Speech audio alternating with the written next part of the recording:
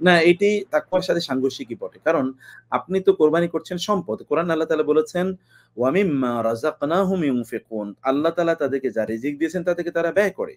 কোরবানির পশু যখন আমরা এটাকে ওয়েট করে যখন আমরা কিনছি, তখন আমাদের লক্ষ্যটা কি? আমরা কি মাংস ওয়েট করছি? নাকি তাকওয়া ওয়েট করছি? ওয়েট আসলে করছি কি? ওয়েট করার কথা ছিল তাকওয়া। কিন্তু ওয়েট তাকওয়া না করে করছি আমরা মাংস। তার মানে লক্ষ্য উদ্দেশ্য হলো মাংস খাওয়া। তো মাংস খাওয়ার যে লক্ষ্য উদ্দেশ্য তিনি মাংস খাবেন বটে।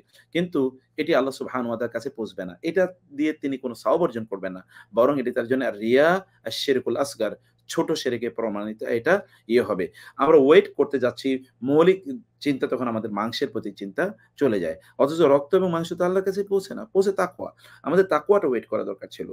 রাসূলুল্লাহ সাল্লাল্লাহু আলাইহি সাল্লাম বিদায় হজে তিনি ১০০ টি প্রাণী তিনি জবাই করেছেন। ১০০ এই ১০০ র মধ্যে ৬৩ টি তিনি তার নিজের হাতে জবাই করেছেন। সেগুলো কত ওয়েট ছিল? তিনি কাকে প্রদর্শন করেছেন?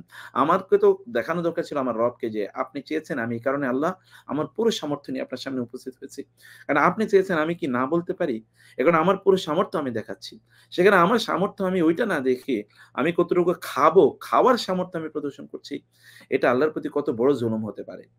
আল্লাহ তাআলা ক্ষমা করুন আমাদের।